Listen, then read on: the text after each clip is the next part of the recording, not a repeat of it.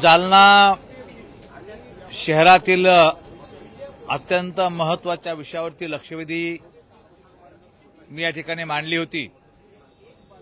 जालना शहरामध्ये शासकीय जमिनी गिळंकृत करण्याच्या संदर्भातली ही माझी लक्षवेधी होती।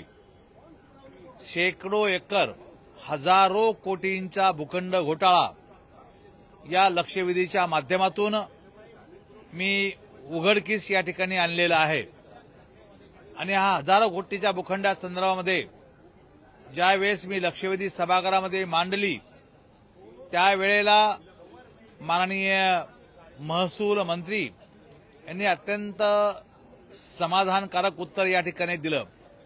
जालना शहरामध्ये जेव्हा की जालना शहराचा शेवटचा सर्वे नंबर 557 आहे तर त्यानंतर 558, 559, 560 निर्माण केला गेला आणि हे नवीन निर्माण करून शेकडो एकर जमीन लाटली, हजारो कोटीचा भूखंड घोटाळा या ठिकाणी केला आणि त्याबद्दल माननीय महसूल मंत्र्यांनी तातडीनं सर्व विभागाला आदेश दिले, याची उच्च पातळीवर चौकशी करणार आणि हे करत असताना ज्या सामान्य लोकांना हा भूखंड विकला त्या सर्व लोकांचे या ठिकाणी रेग्युलर्स करून द्यावेत, त्यांना ती जागा रेग्युलर करून द्यावी अशा प्रकारची विनंती माननीय मंत्री महोदयाला केली।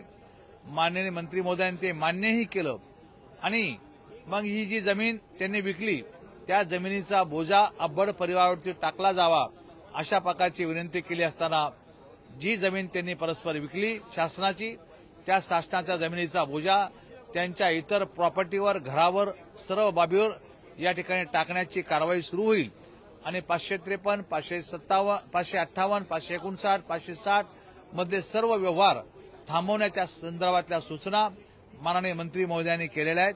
त्यामुळे हजारो कोटीचा भूखंड घोटाळा या निमित्ताने उघडकीस आला आणि लोकांची फसवणूक या ठिकाणी पुढच्या काळामध्ये होणार नाही। त्यांनी अब्बड वारको सिटीच्या नावाने नवीन नगर स्थापन करायला लागला, त्यालाही स्थगिती माननीय मंत्री महोदयांनी या ठिकाणी चौकशी ओपन दिलेली आहे।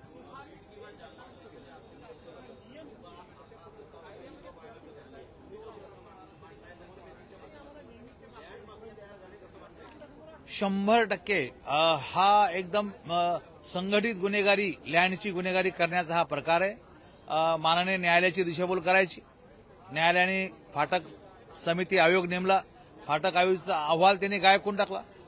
उच्च न्यायालयाने नेमलेला समिती किंवा आयोग, या आयोगाचा सुद्धा अहवाल त्यांनी परस्पर गायब करून टाकला।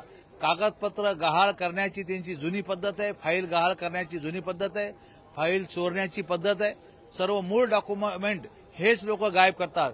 या सर्व बाबीची चौकशी होणार।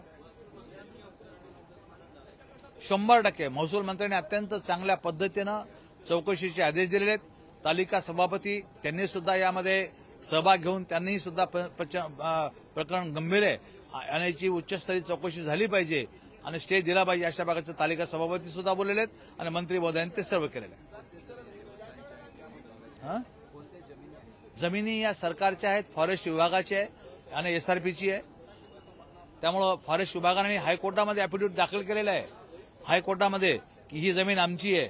डील नोटिफिकेशन केल्याशिवाय फॉरेस्टची जमीन विकता येत नाही, तरी तत्कालीन एसडीओनी 1980 ला ही जमीन तहसीलदारांनी परस्पर दिली आणि त्यांनी 81 ला विकायची परवानगी दिली। त्यामुळे हा फार मोठा जमीन घोटाळा आहे।